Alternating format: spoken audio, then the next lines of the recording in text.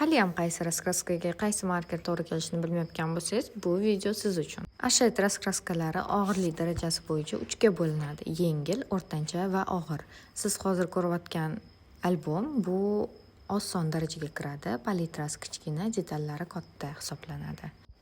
Ashet albomlariga faqat akril markerlar yoki akril ruchkalar ishlatiladi. Asosan ikkita firma akril markerlari ishlatiladi: Guagna va Lango.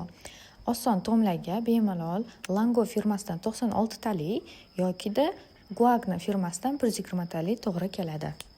Navbatdagi albomlarimiz og'irlik darajasi bo'yicha o'rtancha darajaliga kiradi.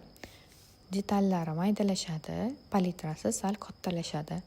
Bunaqa raskraskalarning qatoriga Prinsessa tom 1, Girl Power va Best of Geroinya tomlari kiradi. Bunaqa turdagi albomlarga bemalol 120 ta, 168 talik markerlar va ter ranglarini qo'shib olishinglarni maslahat beramiz. Keyingi turdagi raskraskalarimiz bu o'rtancha tomdan sal og'irlashgan bo'ladi. Detallar yana ham maydalashadi, palitra yana ham kattalashadi. Bunaqa raskraskalarga bemalol 168 ta plus ter ranglari yoki 192 talik markerlar ishlatsanglar bo'ladi. Va oxirgi turdagi raskraskalar og'irlik darajasi bo'yicha eng qiyin hisoblanadi, chunki albom 50% razvorotlardan tashkil topgan bo'ladi. Detallari juda ham maydalashgan, palitrasi 2 baroga joylashgan bo'ladi.